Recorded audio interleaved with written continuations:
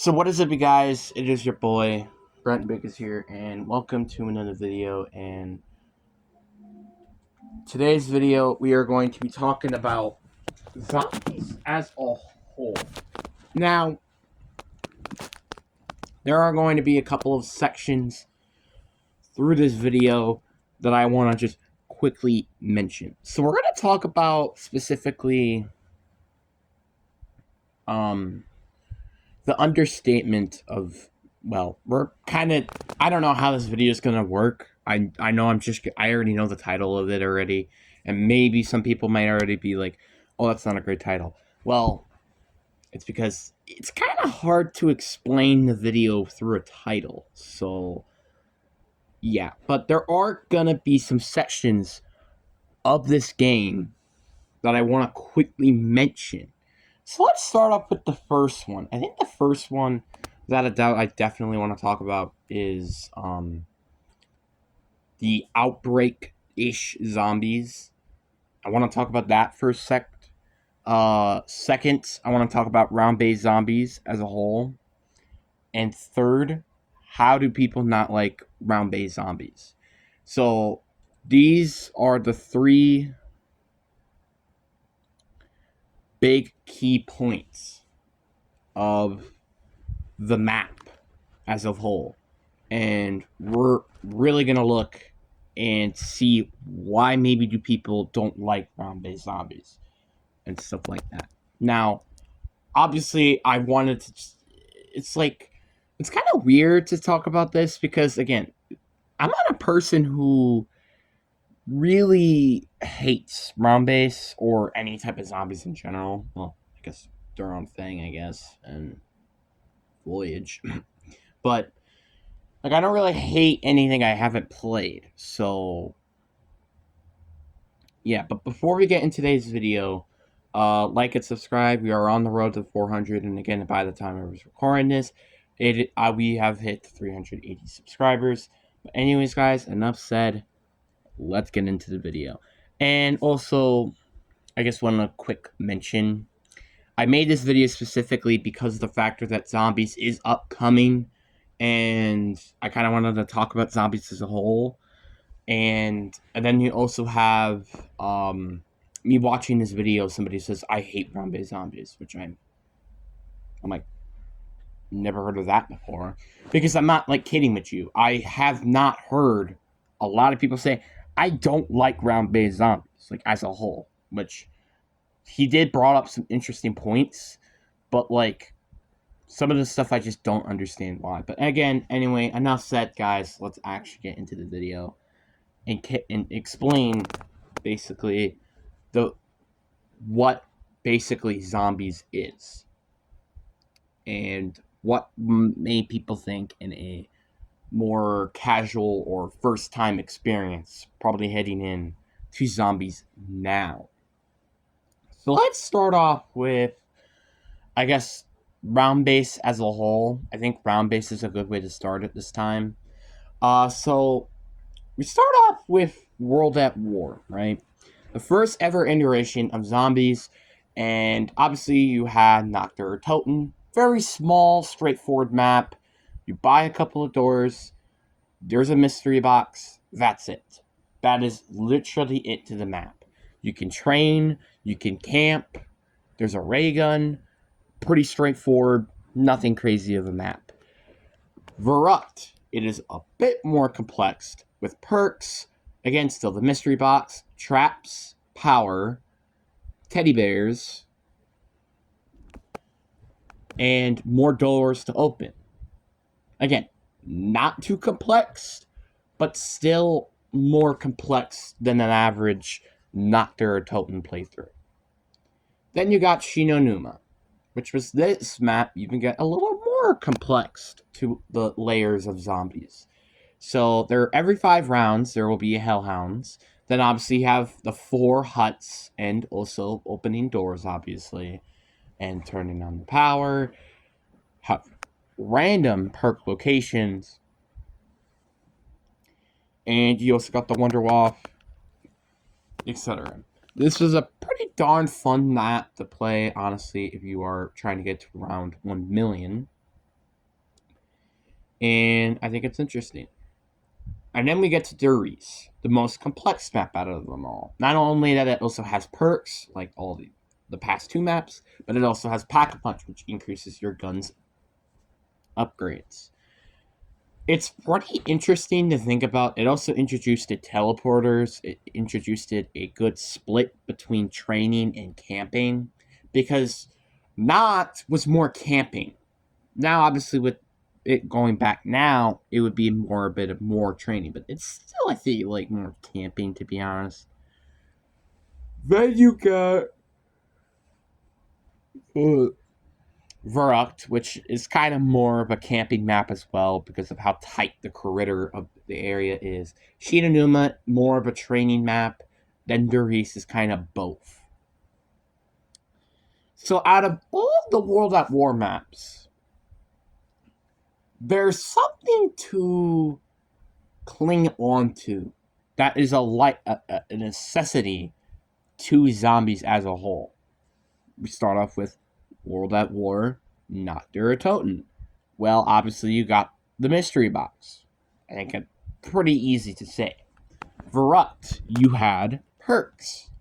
Shinonuma, you had wonder weapons. Then Duris, you had Pack-a-Punch. All of this stuff are very essential to a round-based map as a whole. Then you get to BO1, where things started to cook up a little interesting with the unique factors.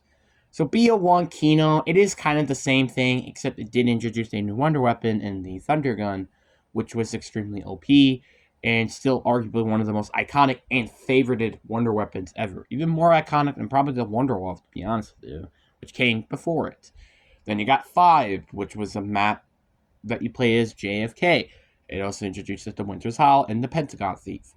Two very unique factors to the game, because Winter House is a piece of crap. Then you got the Pentagon Thief, which some people adore and some people completely hate, and I'm one of those people that adore it. Then you have Ascension, which was the first map to include an Easter egg. That's kind of one of the only unique things from it, outside of the Gersh device. And also the fact that it did introduce the more training factor rather than the camping factor, which what Kino and 5 kind of did, but also 5 also had a good training in saving the Kino. And then you had Call of the Dead. This map really made the emphasis of training and also the emphasis of bad wonder weapons. It introduced George Romero. There aren't, I'm pretty sure, a dog round on this map. It is a very unique and interesting map. Then you got Shangri-La. The unique of this map is obviously the wonder weapon and the atmosphere, because this looks really good despite it's been 13 years old since this map even came out. Moon is, well, unique because, well, it's on the frickin' moon, for crying out loud. It is on the frickin' moon. I don't think there's a lot of unique factors to this. And then we got to BO2. Obviously, I'm not going to include any of the survival maps here because obviously they have nothing unique about them, except the fact that they are literally just a World at War version of these maps, but on a BO2 engine. But anyway, back to the point. Transit. Transit's unique factor is the out-of-the-world experience, which is a bit too much at its time, which unfortunately kind of would cost the map in general. But if only if it was on a PS4, maybe it might have looked a lot better. Who knows? Then you got Nuketown. Interesting map because it throws in random perks every 5 rounds. Die Rise. The unique about this map is obviously, I think it's pretty obvious, fall damage, and also the factor that it introduced Who's Who, which is a brand new perk during the time. Which I know I kind of forgot about the perks, but again, it's whatever. Mob of the Dead. The unique about this map was it took place in a freaking prison. And you had basically a shotgun wonder weapon. Cool. Then you got Buried. The unique part about this map is introducing a first ally to the zombies. Well, to us as the players, not the zombies. In Leroy, who done a ton of things on the map. And then they introduced witches, which were the first ever thing to take away your points. Then you got Origins. Origins introduced the giant robots, panzers, the 4 staff wonder weapons, which slowly became a key into zombies, and also a very dark and cool atmosphere. And then we get to BO3. And you start to realize kind of quickly that maybe the unique factors start to kind of change, I guess you could say. Shadows of Evil. The unique about this map is, well, it is literally what like a lot of people like to call it Squid Warfare. The Giant really doesn't have anything unique about the map except the part that it has an Easter egg, which was also on the BO1 version. So nothing really straightforward, nothing crazy about this map. Then you obviously got Der Eisendrache. It had a boss fight. This was the first map that technically had a boss fight. But what some people say. Obviously, I think Shadows of Evil make it a little more sense. But anyway. Zespano no Nishima. This was the first map that we ever had to use plants and buckets and complexity. Gorod Krobi. This was the map that introduced the dragons and also 2 boss fights on one map. Actually, I guess Zespano also did that, but also this was more boss fight and boss fights, not mid and end boss fights. I guess that makes a little sense. And Rev 59. Anyway, moving on. You kind of could get the point with Rev and Giant. They were both kind of recycled maps that feel a little more different because of the BO3 engine. But obviously, I don't feel like these maps are... I think these maps are more unique than BO4. I guess I might as well start up with the Ether maps, because I could go on and on how unique the Chaos maps are, but let's go on to the Ether map. Blood of the Dead. It has a longer and tedious Easter egg. Cool. Classified. It has an Easter egg. It's also one of the worst. Alpha Omega. It has an underground bunker. Also ray guns with an elemental upgrade. Tag Der Toten.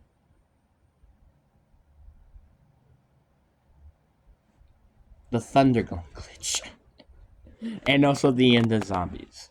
So you kind of could get the point here. Yeah, these maps were quickly very not unique, you can say.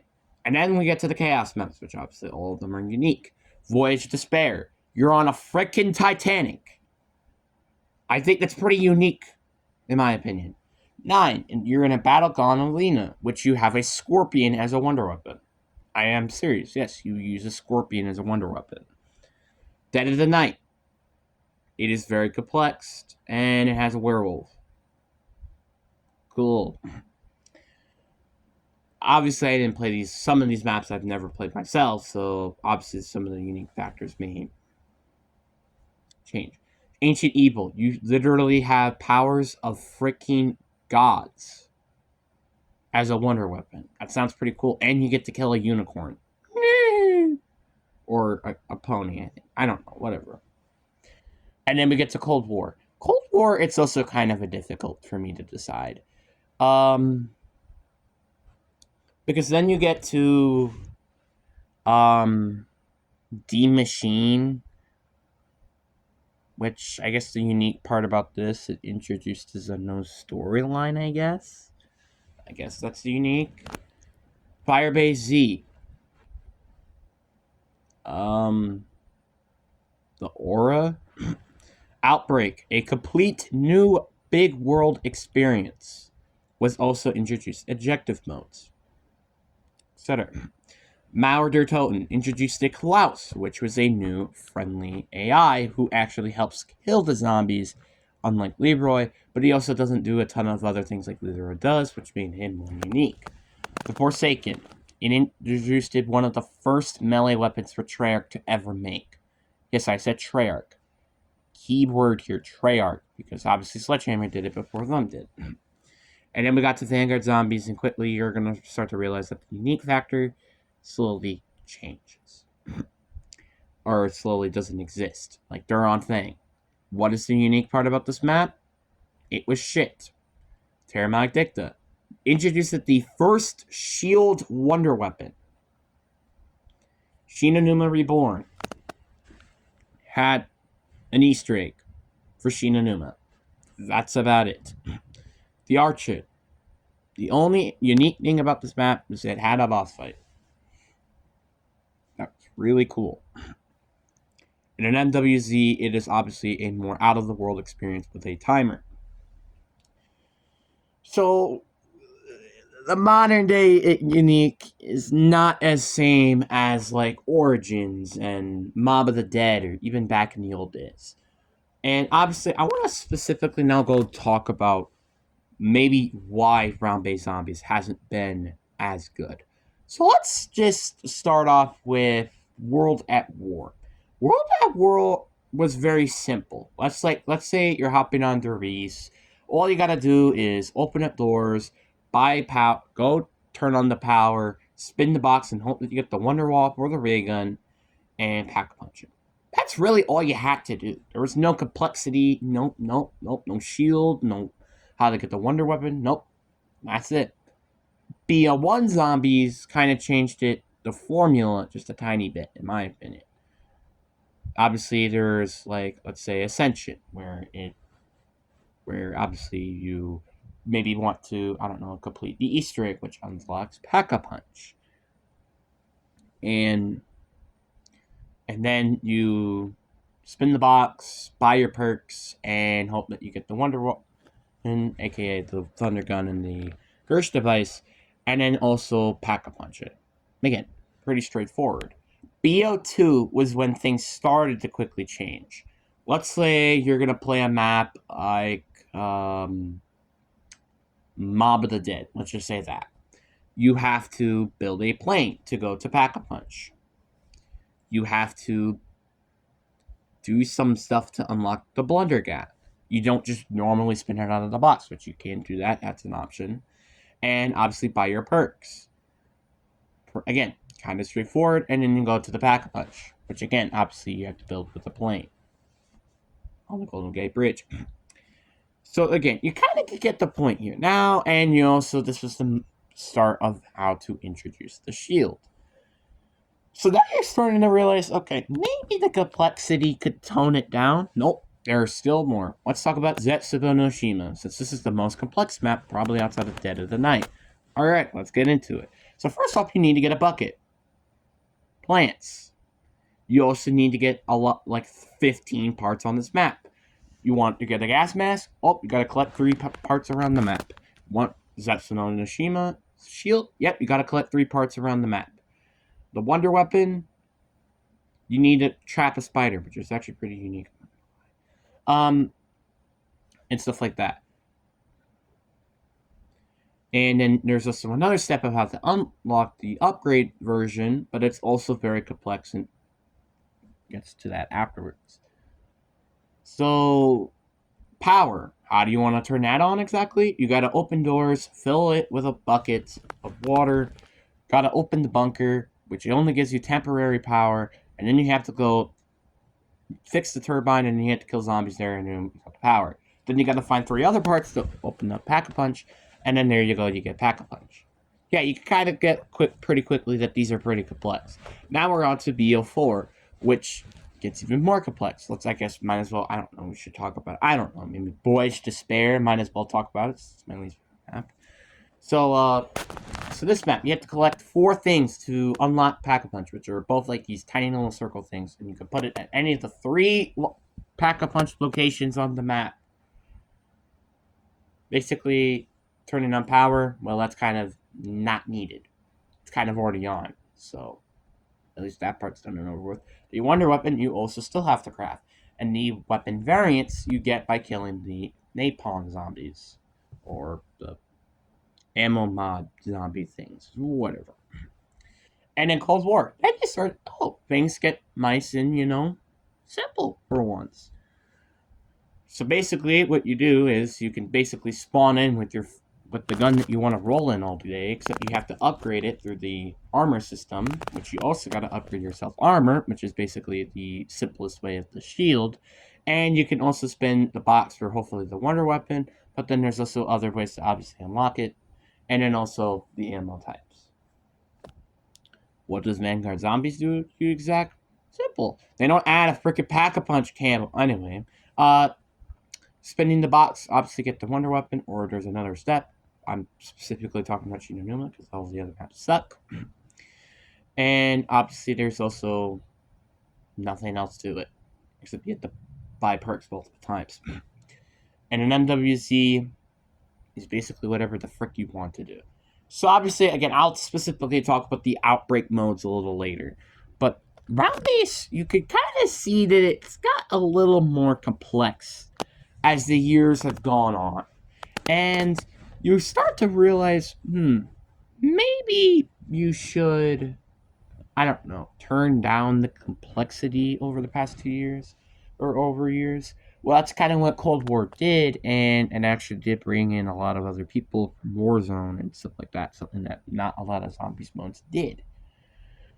So you could start to realize pretty quickly that maybe the simple maps is something that the community needs as a whole. But then again, there's also going to be some communities that are really annoyed with the no complex maps like Zespro and Nishima. And that's kind of where the problem with Treyarch kind of comes in. They don't know which option to pick. Do they pick the hardcore maps for the hardcore fans, but then make all the casuals and new people pretty annoyed of this? Or do they introduce a completely casual map the hardcores would be pretty annoyed about? This is where the things start to get a little hard for Treyarch's part, because there's so many people of one community. There's a community, obviously, of people who want to solve Easter eggs and get high rounds and stuff. And then there's just some people that just want to kill zombies. That's kind of what Cold War did. So basically, the best option to say is this is one of the harder things you can honestly say and pull off, which I think a lot of people can agree with here. But arguably, it's not easy to not, let's just say, have a fair audience. I would say probably the best map for this, I would maybe say, to be honest with you, is like the Giant, I guess. The Giant is like the best map where you can easily just shoot zombies, but there's also a kind of an Easter egg, which is a little unique, but that's kind of about it. That's the issue with this game. There are, obviously, let's just go look at a casual or hardcore standpoint. Just laying down a little bit. Start off with World of War. Easily pretty casual, nothing else really. BO1, also casual. BO2, BO3, and BO4, I would say is kind of more the hardcore. Then Cold War would be more casual. And Vanguard, I would say easily, I feel like it's a bit more hardcore in my opinion. But again, my opinion. And MWZ, I would also say, there's kind of equal to it. I feel like there's a casual, but there's also a competitive part to it. So kind of both, in my opinion. But again, it's my opinion. You can say whatever you want down in the comment section. So, yeah. So, I'd say, though, what is the main reason of why some people don't like round-based zombies? I think it's a pretty easy answer to this. It's difficult for a first-player experience. I think it kind of makes a lot of sense when you think about it, and that's why I'm kind of looking forward to see how Liberty Falls and Terminus Island's going to be, because I heard that Liberty Falls is a more casual experience, while then you have Terminus, which is a more complex version of a zombies map. So I'm kind of looking forward to seeing how that's going to be. Is it going to be like a Shadows of Evil and the Giant? Or is it going to be like Nuketown and Transit? Both complete different versions of a map. Or 5 in Kino. Kino, very casual. 5, pretty hardcore. You kind of get the point. It's kind of interesting to see what they're going to essentially point at what they're going to do. That's why I'm really interested to see how this is going to go. And I can't wait to see how that works. But obviously, I feel like the easiest reason of why people don't like it is how complex and how hard it could be. And obviously, if you have people that like hard, this is probably one of the things I would recommend you to do. But that's my personal opinion. But now we are going to get into maybe some people might like a little bit more than round base. Again, their opinion, not mine. Objective based modes, or you can say OBM, objective based modes. The OBM. That's basically what I'm going to call it. So, if you wonder what the OBM is, it is objective based modes. So, what is the OBM, aka the objective based modes? They're basically modes where instead of you're passing rounds every time, you're doing objectives to move on the rounds or to get points to maybe hopefully get into a more deeper and harder version of the map. Which, taking a look at you, MWZ. So, yeah. Let's start off with, I guess, the first version of all of this. Outbreak. Easily, I think, even, and still, I think, in my opinion, I think my favorite version of this mode, but that's my opinion. I'd say it's pretty close to that and something else, which we'll talk about that later. So, yeah, but I guess let's talk about first Outbreak. Outbreak is essentially a out-of-a-world experience which came out during Season 2 of Cold War, and essentially was an objective-based mode where you're basically doing these objectives and that's about it. But there was interesting something about it. There's like side objectives where you can get more loot or money or potentially just fight a boss, which I feel like some people might just want to do, like me. So I think it's a pretty interesting experience. And obviously there were Easter eggs on this map. They wanted to do the Easter eggs. There is that option. And then obviously there's also the factor of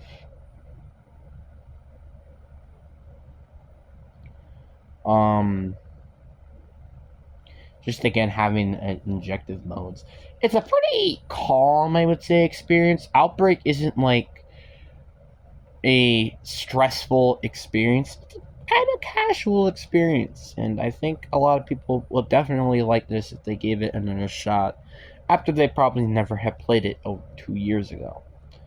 Then let's talk about Vanguard Zombies, aka Duron Thing and Terramandicla, which aka means the worst part about the freaking game.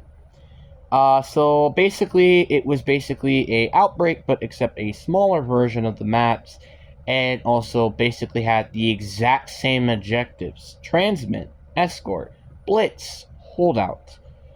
Purge was a completely different mode. Same thing with, what was it? I don't remember what that other one was. But you're basically stopping zombies to go to the pillar. That's basically all I can know. Harvest, basically Skeered, except a little different. You can kind of slowly get the point. The point is, they did not add a lot of objectives, which they're bare for. Basically, you only need to play it once, and basically, you know basically everything about the map, and you can almost quit, and you would not be literally missing on literally anything. I am not kidding with you. It's a bit of a joke. It's a bit of a joke, to be honest. And now we get to the modern version zombies, which we are, and this will be probably one of the last experiences of something like an Outbreak mode, or again the OBM, aka, like I said, the objective-based mode, for probably the next 2 years. It is MWZ. This was a very unique in a lot of ways. Obviously, well, again, the timer.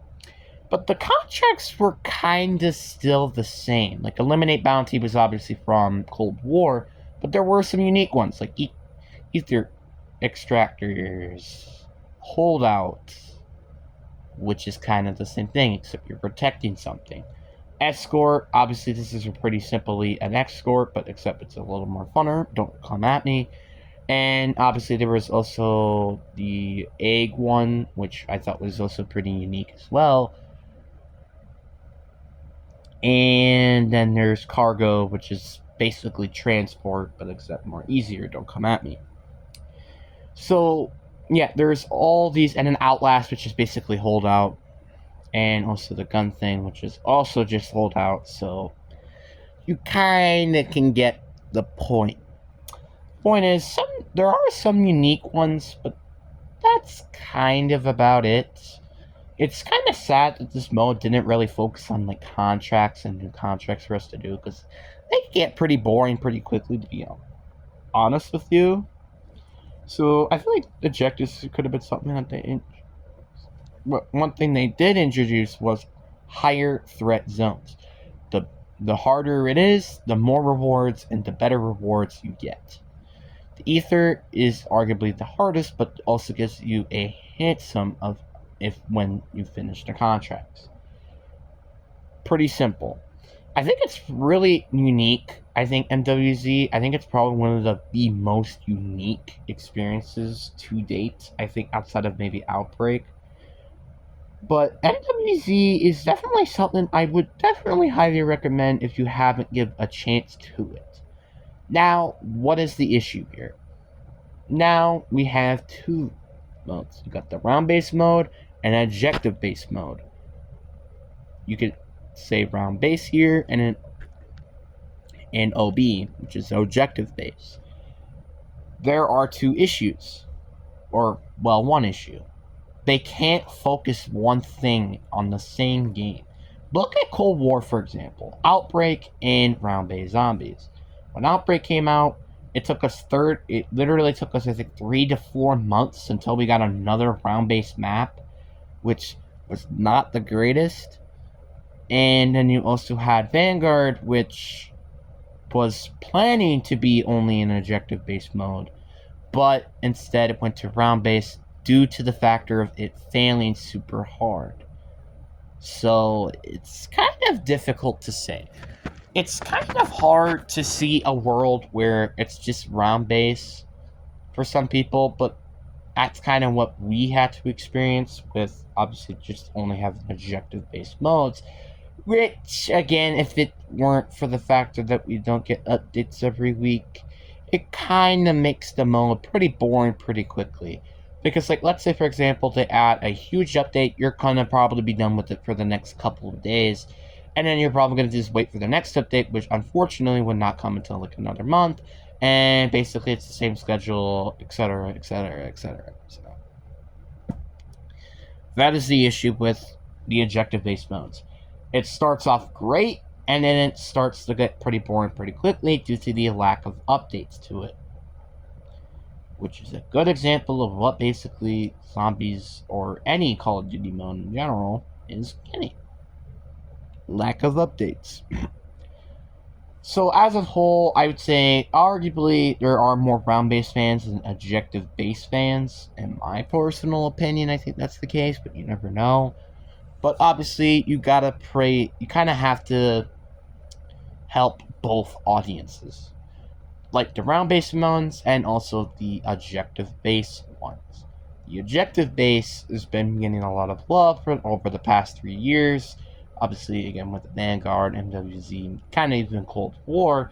But round-based has also been getting some praise for Cold War, but that's basically about it. And the last map we technically got a round-based map was the Archer. I like to include Shinonuma because it's actually a map that actually feels like a round-based map, unlike the freaking Archer, because it's literally the same. It feels the same as a Vanguard Zombies objective-based mode. So don't come at me. But again, what do you guys think down in the comment section below about this? Hope you guys enjoy. Peace.